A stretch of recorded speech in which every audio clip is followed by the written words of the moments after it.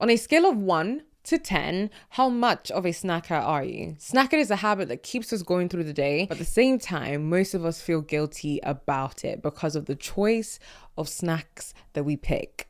But what if I told you that you don't have to feel guilty about snacking anymore? That it doesn't have to derail you from your health goals anymore? That it doesn't have to get the best of you anymore? Whether that's the sugary treats, whether that's the salty chips, we've all been there. By the end of this video, you will have the guide needed to build snacking habits that you can embrace forever. Snacking habits that keep you productive, snacking habits that make you feel better, snacking habits that helps you feel energized, and most importantly, snacking habits that contribute to keeping your body healthy. So let's dive in.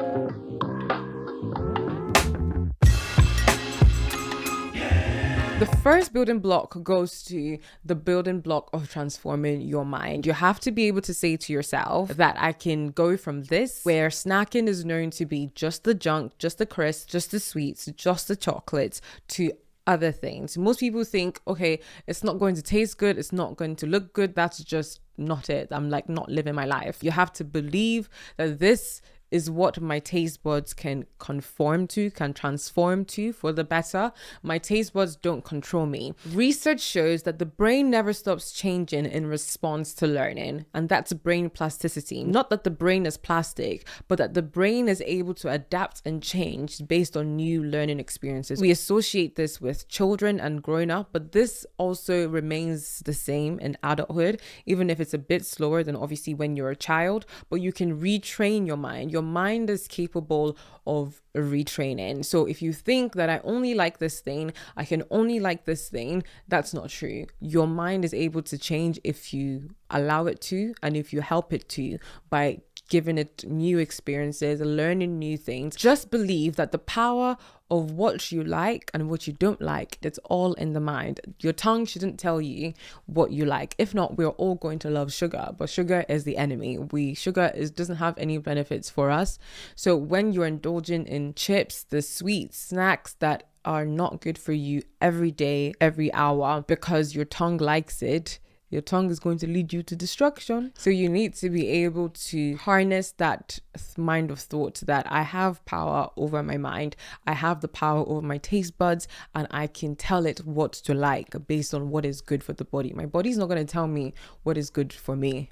I'm going to tell it what is good for it based on my learning. The building block number 2 is being convinced that this is a lifestyle change, not just a diet. This is not one that we're doing for 2 days or 1 week or 40 days or whatever the case may be. We are looking for lifestyle choices. So what this allows you to do is that when you are finding snacks to work for you, you're not going to just persevere till you like it per se. When you think of it as a lifestyle change and not just a diet, you are more likely to pick options that you actually like. You're more likely to put in the effort to actually finding what works for you. And when you find one works for you, it's more sustainable for the long haul. There's no point doing it for the short haul and then going back to Oreos every day or chips every day or crisps, whatever the case may be for you.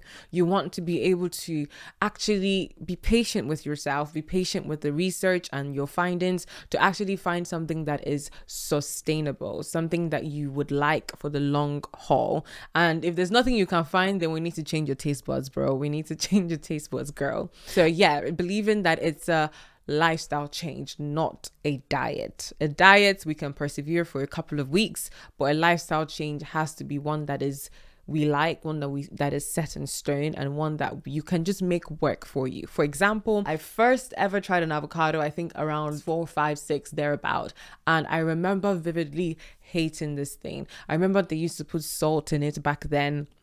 And I was like, absolutely not. Like, for me to remember in my adulthood that I vividly remember that picture of them scooping it out in the spoon and giving it to me. And I was like, what is going on? Like, who created this thing?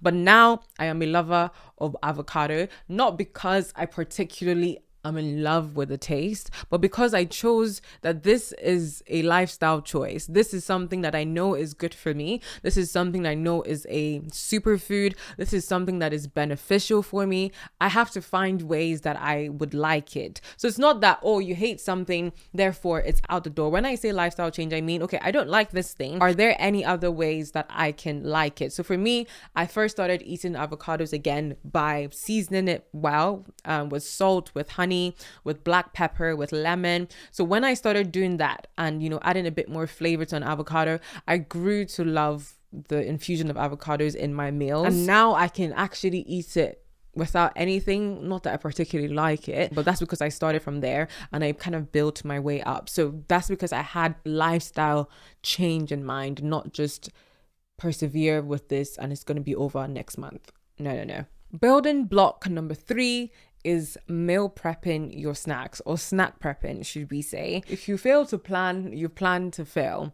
As James Clear said it, you don't rise to the level of your goals, you fall to the level of your systems. So have a system in place that allows you to have healthy snacks available. I find that when I'm meal prepping for the week, when I'm packing my lunches, I also pack my snacks, whether that is, yogurts and fruit or banana and peanut butter, whatever that may be. I also aim to prep my snacks in my meal prepping ahead of time so that I know that I have it there. And when it's time for me to nibble on something, I can quickly grab it rather than being tempted to think about what I can buy in the shop because I'm a bit hungry. That leads me nicely to my next building block, number 4, which is make it the only option. I usually just buy biscuits and stuff when I am hosting, and sometimes I keep it in the house because of that, but most times I try not to because of this reason, because I bought Oreos the other day recently and I finished the Oreo in like 1 day or 2 days. I said, so I can do this.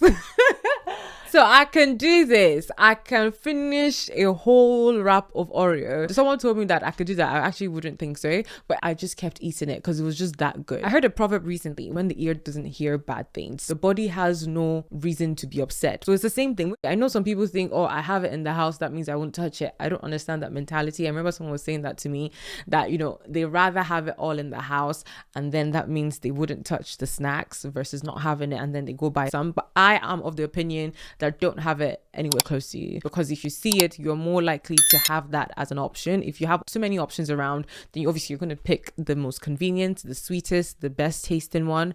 But for me, I don't have it as an option in my house. If I do, I keep it somewhere that I don't access. You can't tempt yourself and then think about why you were tempted. You put it there in the first place. Make the healthy snack options the only options, or at least the major options in your home, where you're not having to grab a packet of Haribo's. Again, that seamlessly leads to the next building block, number 5, which is pack it with you.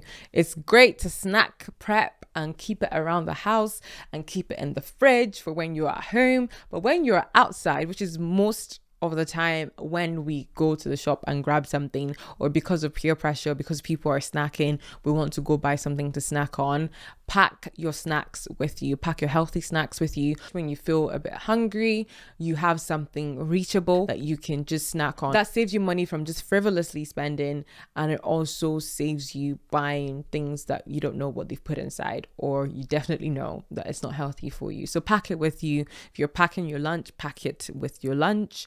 If you're going out for a bit, maybe find something handy dandy that you can always, snack on. Building block number 5 is control your snacking times. It's not every time your mouth has to be moving.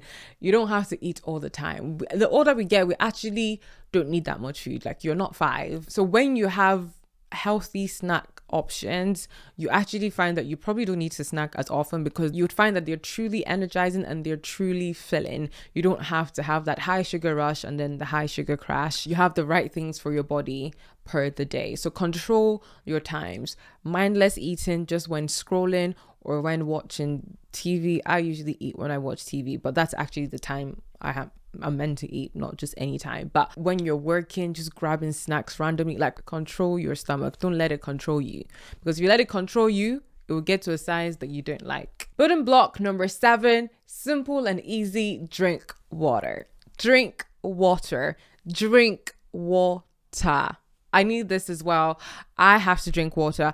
I find that the times that I drink water well, firstly, I'm not thinking about snacking that often, because most of the times you're actually not even hungry. You're just peckish, or you just need a bit of water, girl. You just need a bit of water. When you drink water, you feel full, you just feel refreshed. But when you don't drink enough water, you then substitute that with eating, and you actually don't need to eat in that time. So drink lots of water instead. Your skin will thank you, your body will thank you, because you're passing it out in your urine, any toxins and anything. And more importantly, you're reducing your snack time as well. And the final building block is finding substitutes that work for you. So if you're just trying to start this new habit, rather than just, again, clearing out your cupboard, throwing it all away and starting, going to buy apples, carrots, or whatever, slowly start with, okay, from my analysis, I like the crunchy stuff. So if I like the crunchy stuff, then maybe I should start with some crunchy, healthy options. If you like the crunchy stuff and then you just go to yogurt, it might just be a sharp change for you. So maybe from the crisps, from the crunch, you move to like something like a carrot or an apple. So finding substitutes that work will take you a long way, and then you can slowly, build from there. So simple things like, if you usually have chips, have roasted potatoes instead, if there's an option for that. So little things like that. Find options that work for you and slowly build your way up. If you're interested in me sharing some of the options that I snack on, then let me know, because I love my snack options. I am actually looking for more. I don't think I actually have a lot of options, so it probably won't be that long of a video. But if you have any snack options that you love, that is good for you, that you find is energizing and makes you feel better, please share with me in the comment below, and I'll definitely be looking to try that out. And on the topic of controlling times, let's talk about how to better stay organized and control your time in this video I did here, where I shared about how I stay organized. Thank you so much for watching this video, and I'll see you guys in my next video.